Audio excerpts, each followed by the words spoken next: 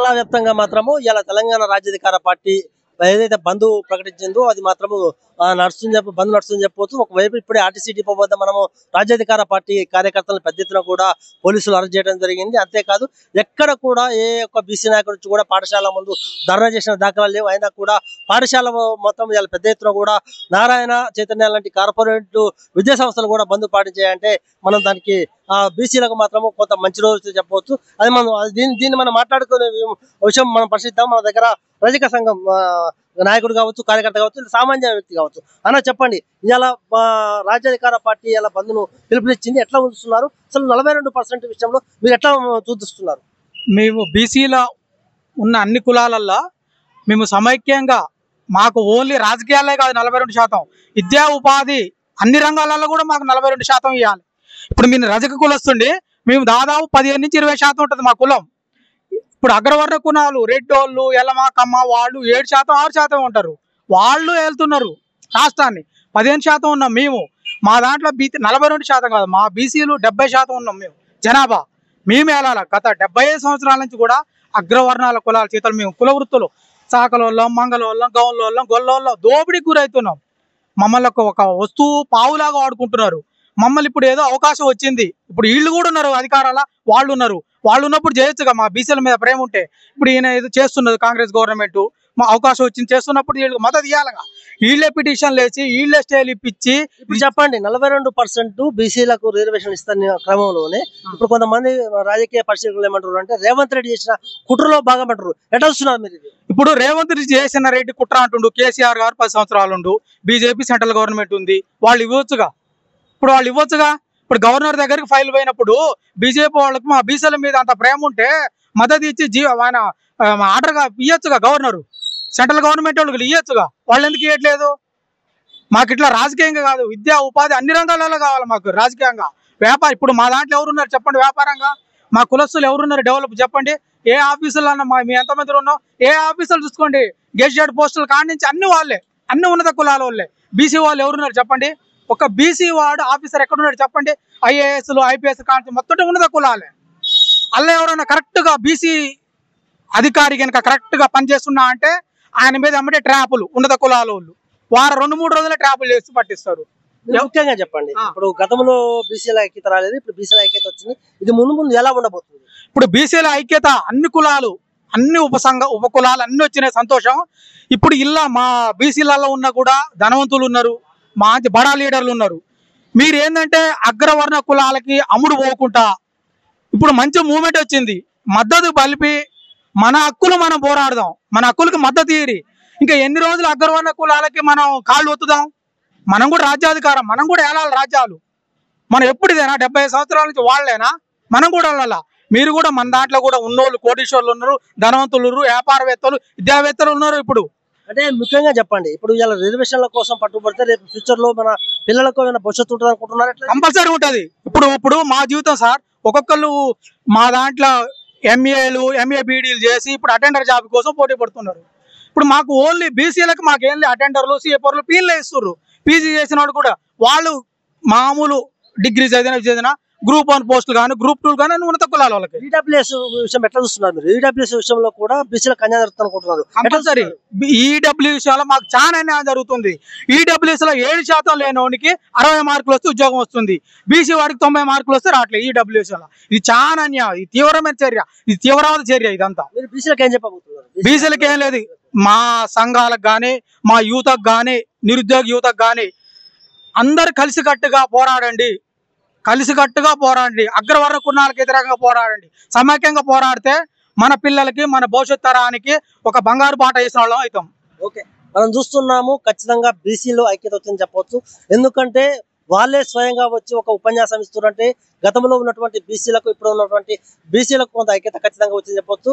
ఎందుకంటే 70% ఉన్నటువంటి బీసీ బిడ్డలము మేము రోజు రోజుకు వెనకబడిపోతున్నాము, అగ్రవర్ణాల చేతిలో కుదలైపోతున్నాము. ఎందుకంటే వాళ్ళదే అధికారము, ఎక్కడ చూసినా ఏ పోస్టులో చూసినా రెడ్డి రెడ్డి రెడ్డి, ఎలమ ఎలమ, బీసీలు మాత్రం ఎక్కడా లేరు అని చెప్తున్నారు. అంతేకాదు ఎవరైనా బీసీ బిడ్డ ఉంటే ఖచ్చితంగా ఏదో విధంగా ట్రాప్ చేస్తున్నారు, వాళ్ళని పోస్టు పోస్టింగ్ చేస్తున్నారు. ఖచ్చితంగా రాబోయే తరాలకు 42% కాదు, ఉద్యోగ ఉపాధి కల్పనలో కావచ్చు, లేకపోతే రాజకీయంగా కావచ్చు, ఖచ్చితంగా అవకాశాలు ఉండాలి.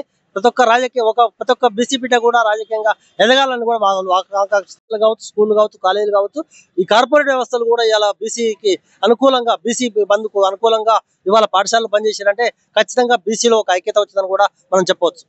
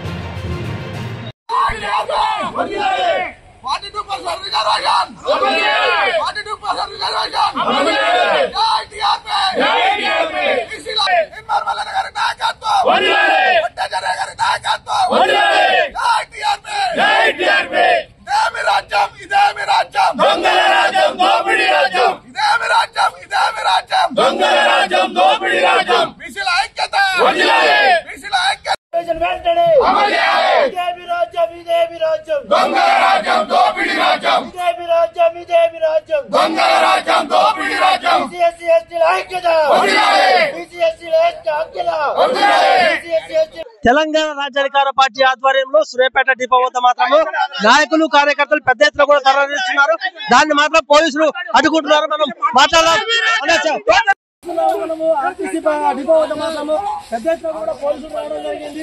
కార్యకర్తలు ఎక్కడికెక్కడ మాత్రము లాక్కొని వెళ్తున్నారు. ఎందుకంటే వాళ్ళు చెప్పేది ఒకటే, బీసీలకు 42% రాకపోవడం వల్ల మాకు ఎలాంటి ఉద్దేశం అవుతుంది. ఎందుకంటే రేవంత్ రెడ్డి చేసేటువంటి ఏదైతే మోసం ఉందో ఆ మోసం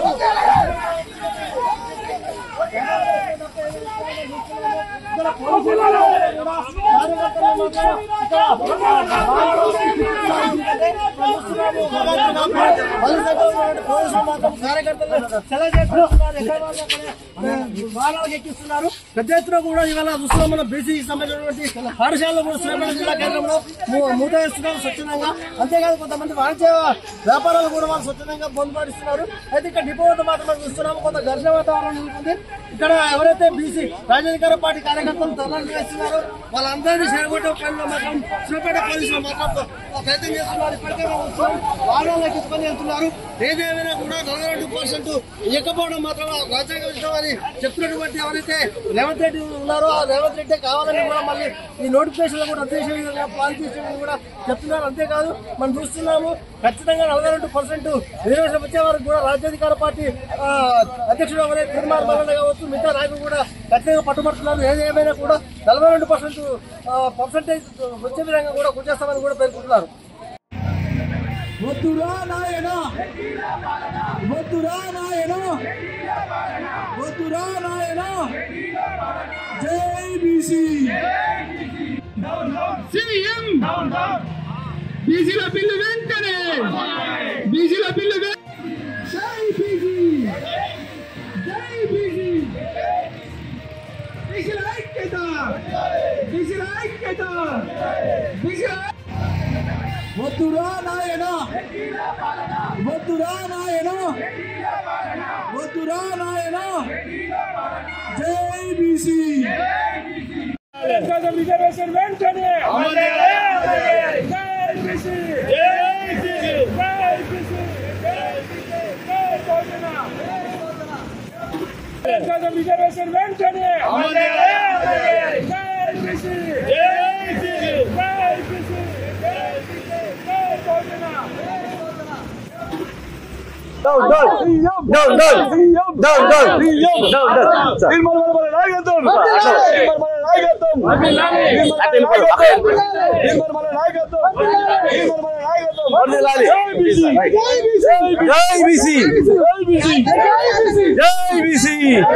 జై బీసీ జై బీసీ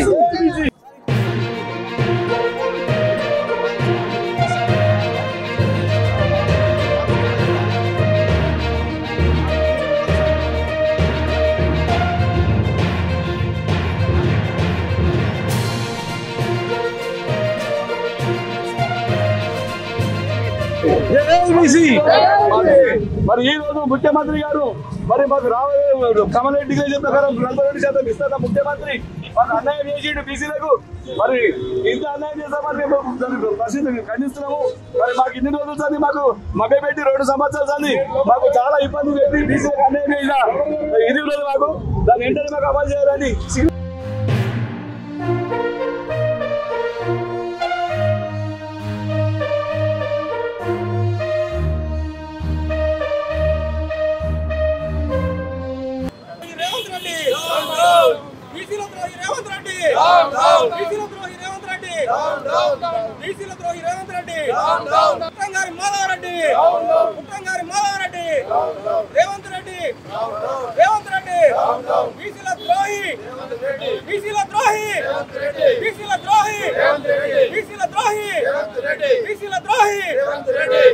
రాష్ట్రంలో బీసీలకు ఒక బ్లాక్ డే ఈరోజు.